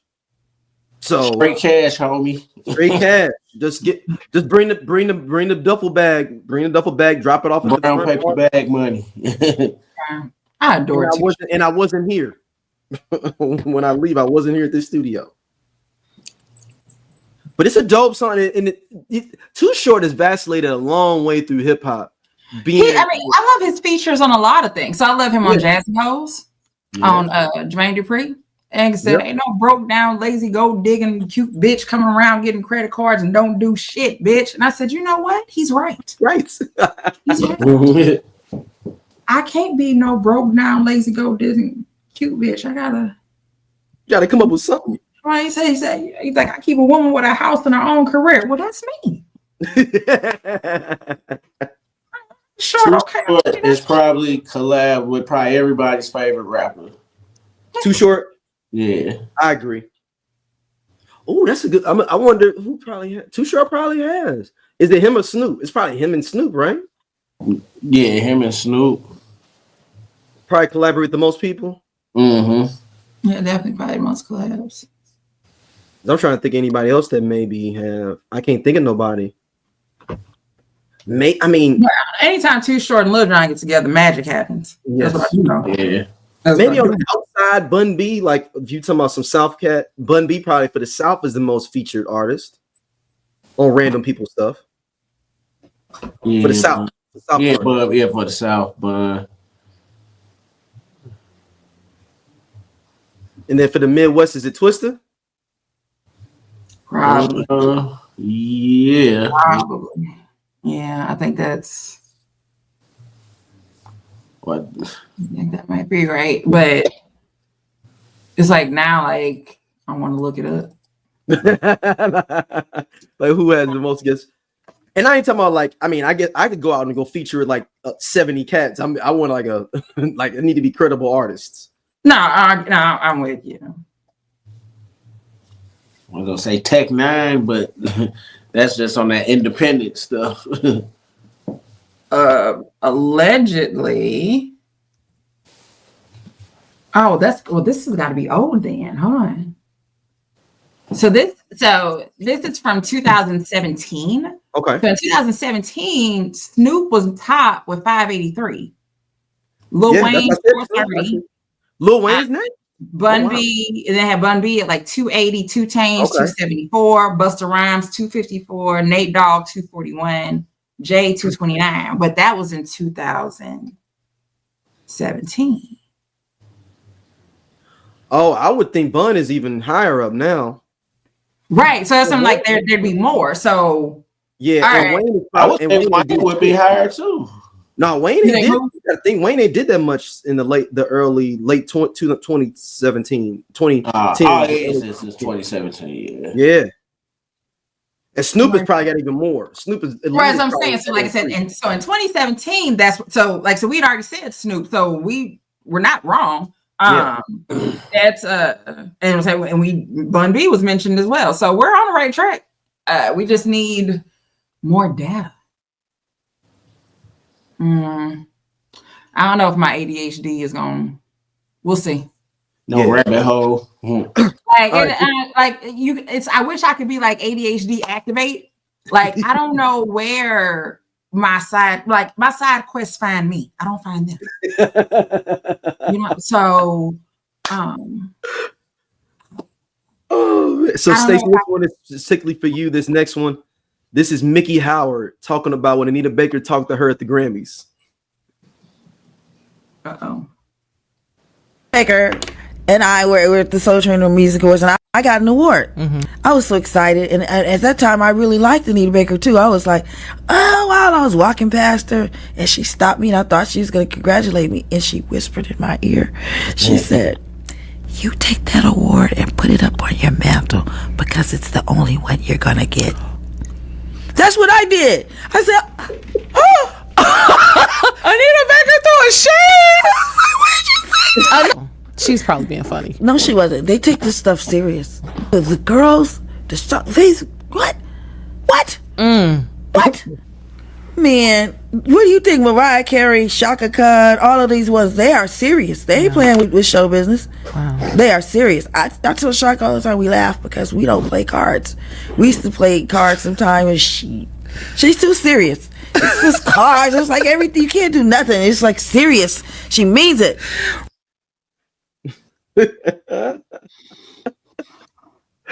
Hey, and it wasn't a Grammy, it was obviously a Soul Train Award. But the fact that she was mad that she lost a Soul Train Award, she didn't want to lose nobody. Anita Baker didn't. That's funny as fuck. Put that on your mantle. It's the only way you can get. I love it. I'm trying to see what it was for. Hold on, let me see what that one was for. It's probably best female R&B. Best new artist. Oh damn, she was throwing shade for no reason. She wasn't even in the category. I thought she beat her out for like one of the songs. She wasn't even in it. It was an 88 for best new artist at Soul Train Awards. Anita Baker won it, I think. Anita Baker wasn't new in 88. She just maybe told her, like, don't think your next song gonna compete with me. She was like, Anita must have had an album coming out or something. Must have been like, oh bitch, like were they in Anita had that rap shit going. Right. So I'm like, was there another, like, were they up for something in another category together? No. Anita Baker wasn't even nominated this year. She didn't have an album out. She was just there. She was talking shit. She was just there. She didn't have so that's funny because y'all know that's some shit that I do. That's why I was like, this is some Stacey shit. This is absolutely some Stacey shit. That is absolutely so she beat out going around and fucking with people. So the best new artist, she beat out Terrence Trent D'Arby, Expose, and Shanice for best new artist that year. And like side note, going back to the Anita Baker Babyface beef, I just found out that what was this song? Tony Braxton song, Love Should Have Brought You Home. Babyface really did write it for her, but she was pregnant at the time. Yeah, I was like, damn, but she was like, let the girl on the demo sing it. Yep, that's exactly what happened. Yep. I'm like, yeah, like Anita told that story, but Tony told that story before. I never. They've because, and I think, and there was one of those things like because of that comparison between their voices. Like I think that's it absolutely would have been. I absolutely can hear Anita singing it. Like I mean, again, their voices are similar. So, but that's funny. Like I said, that's absolutely some shit that I would do. be there. Don't even need to be there. I could not even there. You just there just to kick it. It's not. You ain't got an album out. Just to fuck with folks, cause I can. She wasn't even nominated. She didn't have no song. Yeah, that's funny-ish. That is absolutely some Stacey shit. Hey, but I will say this though. For me to do it, I'd have to already like kind of like not like somebody or I feel a way about something. Like now she hung out with Shaka Khan. I don't just fuck with people. But Shaka Khan and Miki are super close. Did Anita have beef with Shaka Khan already? It was like that's that bitch friend. That's what I'm saying. Like it's like I said, like yes, if you wrong me, I will dedicate my life to destroying you. Yes. You think she talk shit to Whitney? Nah. Nah. That's a one. I think, young Whitney before pre bodyguard. No, because the thing at the end of the day, everyone respected Whitney. They just like they're no matter even white people, right? You can deny her vocals. Yeah. So I don't think that. I mean, not to say that Miki Howard can't sing. I'm not. That's. No, I'm just saying, like she would have said, like we singing grown woman shit over here, baby. What you saying? We singing grown woman shit. Keep in mind Anita Baker was only 26 herself at the time. Here's the thing. Pretty much, I feel if Anita would have said one thing to Whitney, Sissy was on the way. Mm-hmm. Right, so there's that part, but yeah, I think that that's funny as shit. Like I said, she wasn't even nominated, didn't have to be there. Like, did she present at least something? Like, why were you there if you didn't have to be there? Like, if you just were there and now it's just walking around fucking with people. Like I said, it is funny and it's some Stacey shit, but generally speaking, if I'm fucking with people, like there's something else going on. I'm fucking folks because I wasn't nominated. Like, you know what I'm saying? Like that's like. And Anita Baker do have beef. They do have beef. So that's where it comes from with her saying something to Miki. Because someone asked her, what do you think about doing a versus with Anita Baker? And she rolled her eyes in an interview. Who she do one with? Stephanie Mills? Yep, Stephanie Mills. Yeah. Which Stephanie Mills had to help her carry you through that. I love old bitches that have drama with each other. But now we know why Miki should have known why that she came over there talking crazy to her then, because you friends with someone that I don't like, and you won best new artist. But who knows how long we don't know when that beef started. Like that's back then. Like it wasn't. That's that Chicago versus Detroit beef. Like who knows? Like we don't know, but it's that's interesting. Yeah, like she wasn't even nominated for an award. All right, like well, I want to add it to my list of things I might care about looking up later. We'll see. To figure out like where this tape is of this event. Like yeah, so we're gonna look at that. We're gonna look at it. All right, our last topics before we go to revisiting. We're gonna have a special revisiting. Shelia E did all the percussions on "Don't Stop Till You Get Enough" and used beer bottles. So here we go.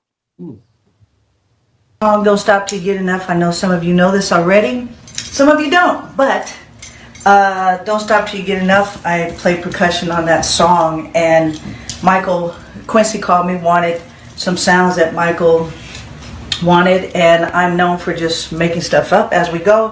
I put some water in some bottles. Back then they weren't beer bottles, they were smaller bottles. I tuned the water in the bottle to the song, but right now these bottles don't go to the tune because they're not the right size bottles. So when you're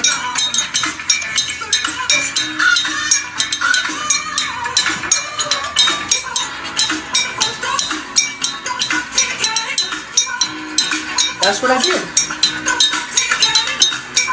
Except this is the wrong key, but hey, it's all good.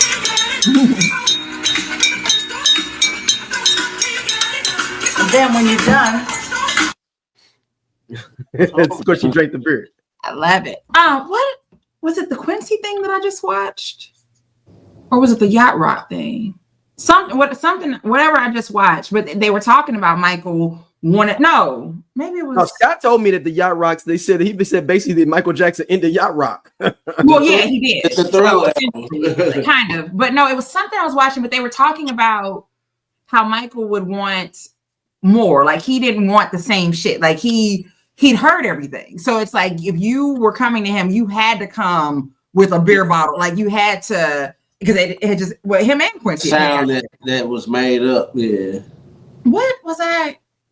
I don't remember. Like I've watched so many documentaries recently. I don't know what I've seen. Was it that one with Dark Child, and he had to go outside and record the bus or some truck coming by. He wanted some sound. He had to go out and record something for Mike. They was in New York, and he said he had to go out and record something. I think that's what it was. Like I said, it was something I know I just saw. Like, and they were like, because Mike didn't want basic stuff or something. And it's I just can't remember where it was. Yeah, but everything sounded generic. Yeah, thank you, generic sound. And he wanted if he heard something, he'd be like, "Oh, what's that? I want that. Give me that." Like that was a doorbell ring. Okay. Mm-hmm. Do that. I want that in my song. Like I want it though. But Mike, I want a doorbell. That's just the door slamming. All right. Do it twice. And that's how I want it. That's it. That's right. Yeah. Look, I got the fever and I need more cowbell. That's what I need. Need more cowbell. So and hey, it all worked out, didn't it? Mm-hmm. Yeah, I mean, again, this that we talked about that before. We talked about Quincy Jones, the experimentation, the doing something different, not doing what was done before, and using different sounds and different ways to get those sounds. And Queen did the same thing, right? Like you know what, as long as you already know what the initial elements are, you can start playing around with it, and that's how you make magic. So. All right. Last up, we're going to revisit. We're going to do a little bit different this episode. We're going to revisit Christmas songs that we love for Christmas. We just can go around just talk about the Christmas songs that we love. It's crazy because I wasn't in the Christmas spirit really like until today. Because I don't hear Christmas. I don't hear Christmas music. I ain't even counting the concert. But I finally heard like Let It Snow and not the Temptations, but what's the one? Curtis Blow. The Curtis Blow Christmas song. Rap. The Christmas rap. Mm-hmm. So I was like, all right, we're getting a little closer. What about for you, Stacey? What are some Christmas songs that get you started? Favorite Christmas song is Let It Snow by Boyz II Men and Brian fucking Kids McKnight. It just period, like any man who dates me will know that is my favorite song, period. Like that's what you like said. Actually, I'm laughing. I think about this. I think when me and Big Sip like first met, I told him that, and he left me like a voice memo, like, and you know, like he has like this really deep like voice, like a Doc Weathers voice, like, and was like, this next song is dedicated to Stacey, blah, blah, and he started playing Let It Snow. Like that's how he pulled me, like is listening to me and doing stuff. But yeah, Let It Snow I will play that on repeat. Like I don't care. I love that fucking song. Like I don't know what I was doing for Christmas before that. But like it came out and it has been yeah. Before that, we were still living off Temptations and Jackson 5s. Yeah. And maybe the Johnny Gill, with the Give Love, that and the New Edition. Oh, yeah. Now, Jackson 5 Christmas, definitely. Give Love on Christmas Day. Yes. There's like, what, 3 versions of this? What, Jackson 5, what, New Edition? And Temptations. Johnny Gill. The Johnny Gill version. Got one too? Who? Temptations. They probably do, yeah. I don't know. But yeah, Give Love on Christmas Day is always a treat. But like Let It Snow is top in this house. Period. Like, and if you don't like it, you want to leave because I'm playing it. So, that's it. And then right now my second is the Christmas song, and it's SWV's version. I randomly heard it a couple of years ago, and I'm like, wait, they had a whole Christmas album? Oh, SWV had a Christmas album? That SWV has a whole Christmas album. When did it come out? 90s? It came out in the 90s? Hold on, let me pulling up my Spotify. 97 it says. Don't play. Hold on, damn it. Yeah, but yeah, there's a her version of the Christmas song, which are chestnuts roasting on an open fire. I fucking love it. Like I go in, like I sing along off key right with her. Well, yeah. She's on key. I'm off key. Let me clarify. She's on key. I am not. But yeah, but I can come in and harmonize a little bit, so it works out.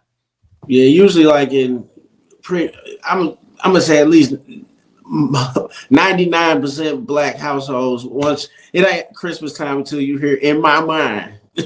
In my mind. So one of them that's a sleeper for me that people don't. It's a Profile, Joe and Chico DeBarge. Make sure you home. Stellar Christmas song. I accidentally downloaded it like back in the MP3 days. It's like, it's a Christmas song? I thought it was a regular song. And ever since then, I always play it for Christmas and everything. It's a beautiful Christmas song. Just like Players Ball was. Yep, Players Ball is another one. And Joe, of course, wrote it. Yeah, Players Ball is absolutely a Christmas song. And then Sleigh Bell from TLC, it was fine, but it ain't my jam. Like, I'll listen if it's on. Like, I'll listen, but I'm not requesting it. Now, my white Christmas song is "Rocking Around the Christmas Tree" by Brenda Lee. I said the lady, yeah. Rocking around the Christmas tree, yeah. Like, it's like that tickles me. I fucks with the Wham the last Christmas, but I didn't really. Yeah, I mean, I fuck with the Wham. I didn't get hip to that till he died, though, because he died on Christmas. Yeah. He did. George Michael died on Christmas. I think he died on Christmas. And so every year I participate in the Last Christmas Challenge. So the Last Christmas Challenge starts December the 1st, and simply put, it's how long can you go without hearing "Last Christmas" by George Michael. So ideally, like, I could go, but you have to go to stores. And if you go into a store, that was like, because that was the retail song before the Mariah Carey. Exactly. So it is, if you, and you know me, I don't shop, I don't go to stores, but I'm at Walgreens. As you know, like, I'm an old lady, so I'm at Walgreens. And so like that's more than likely where I'll end up hearing it. But I mean, the rules are you don't win anything, right? But it is funny, like the idea of how long could you go without hearing that song? And I mean, when you finally hear it, you're like, damn, I lost. So people, like, if you and your friends are kind of playing, like, you text or put on Facebook, damn, lost, I heard it in Walmart today. Shit, like, no. But like I said, but it's just funny though, the idea of how long can you go without hearing it? Because that's how much it gets played. Mm-hmm. How long can you go? I mean, Mariah one gets played more now, right? Yeah.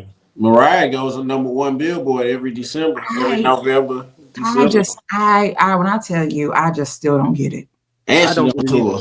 I never, I think it took, I didn't think until like a couple of years ago when I realized that people really fucked with the song. I didn't know, I knew it, but I didn't.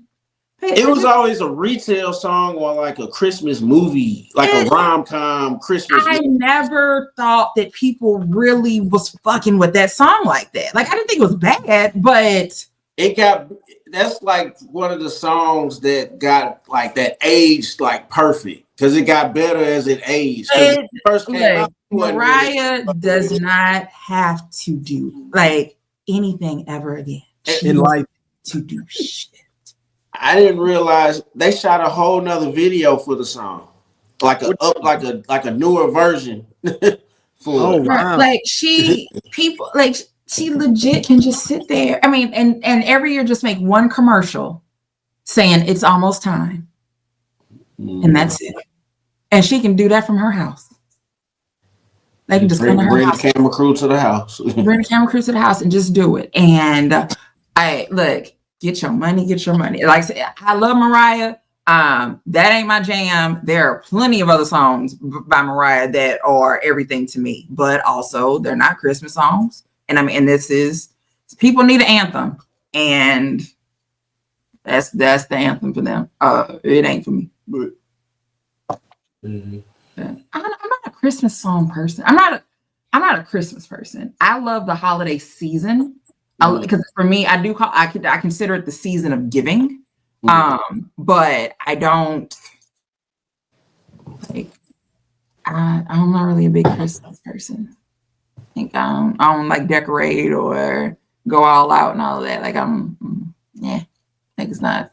I don't care that much for real. So, but Let It Snow. It's getting played. Let out. Yeah, do his sons perform that? Like, who's son?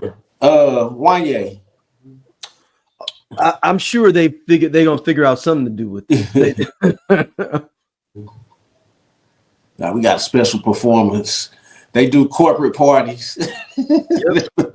Corporate Christmas parties. Like, hey, you can't book. We can get Wayne Moore. You know, you can't get Boys Men. We only got we do got them boys. Them boys everywhere. But I ain't mad at it. Like, look, hey, get out there and keep. Get out there and sing. Here, take your sister with you. And she can sing her ass off. Like, yeah. I'm always amazed at like how can you have like a whole family and everybody will have vocal talent. Like, I mean, sure enough, some families it don't always work out that way, LaToya. But I love that. Like, it's just in awe. Like all y'all have that musical talent. Like, man, I know when y'all sing happy birthday, it's a situation. It's like somebody, just one person can do it. Just one. Who turn is it this time? The same to grandma. So is Christmas albums a way for people to kind of just get better, put out an album, like to get off their record label too? Like, that's an extra album. It is. It absolutely is an option. Or greatest hits. You want to roll that greatest hits out? Because I think Juvie, I think that's what he did. I think Juvie did one more album and then he did the greatest hits, and that got him. And he was done.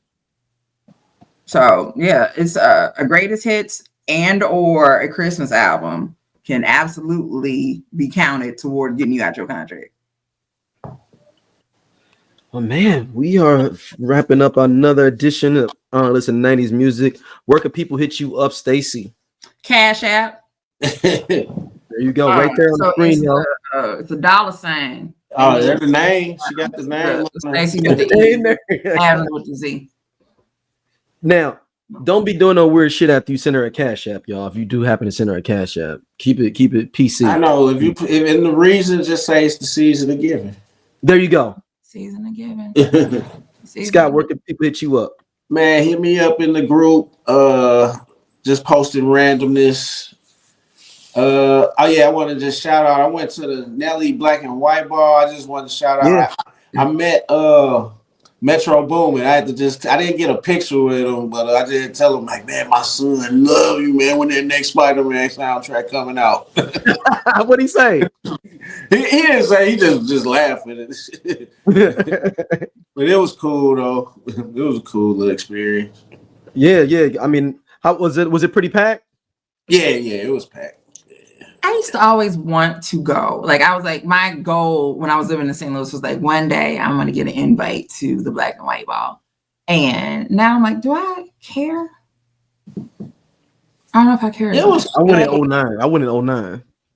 I really that was like really one of like, I'm like, I really wanted to go. But again, at that time, it was when it was like a big deal. Like, but now it's like I know it's like it's invite only. You can get a table, or no, I think something is $1,000. I think the But the thousands, they have a dinner part first, and then they let people come in for the cocktail for the after cocktail hour. That's what most people. Yeah, that's what I didn't go to the bar. I was there for the after party. Got it.